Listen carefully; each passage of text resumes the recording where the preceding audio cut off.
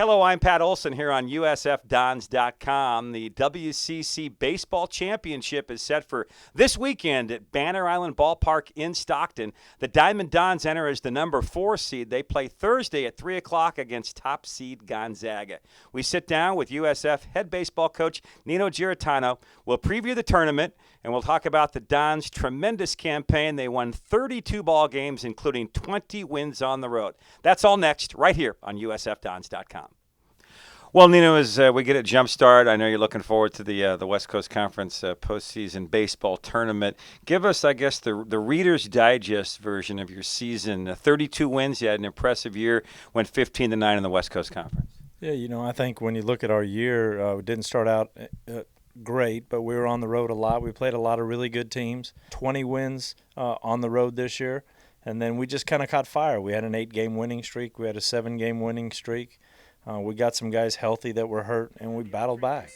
You mentioned the 20 wins on the road. You've been a tremendous road team. Anything you put your finger on with regards to your road success this year? I think in a lot of ways we pitched really well. We played really good defense on the road, and we got good umpiring when you look at that. And we got some big hits from our guys. So every time when you're on the road, you need to pitch well, play really good defense, and you got to get big hits. And we did all those three while we were on the road, and that's what propelled us to those 20 wins.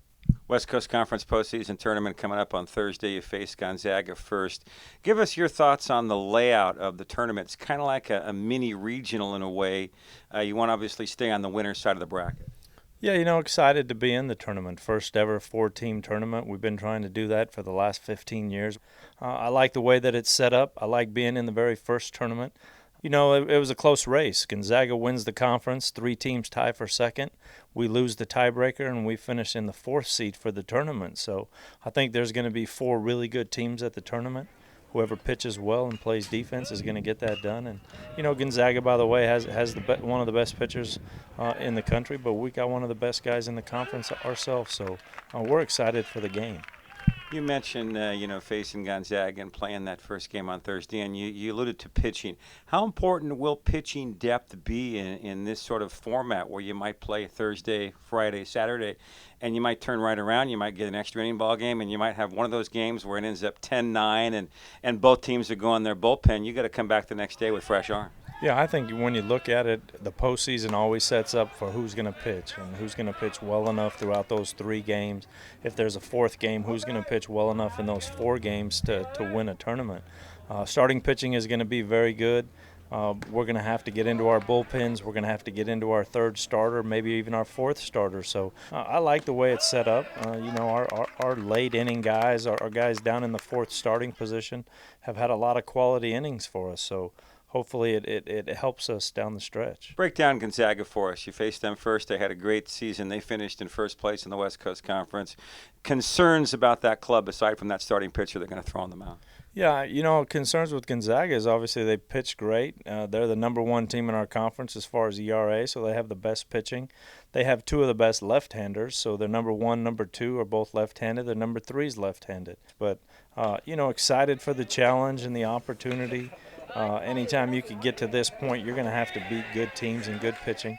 I can remember back 2 years ago when we went to the UCLA Regional, we faced Garrett Cole, and we beat him 3-0. So I know Marco Gonzalez is every bit as good as Garrett Cole, but that's another thing that we're going to try to put on our resume. Coach, how do you feel about your chances at an at-large berth if you don't get through the tournament this weekend?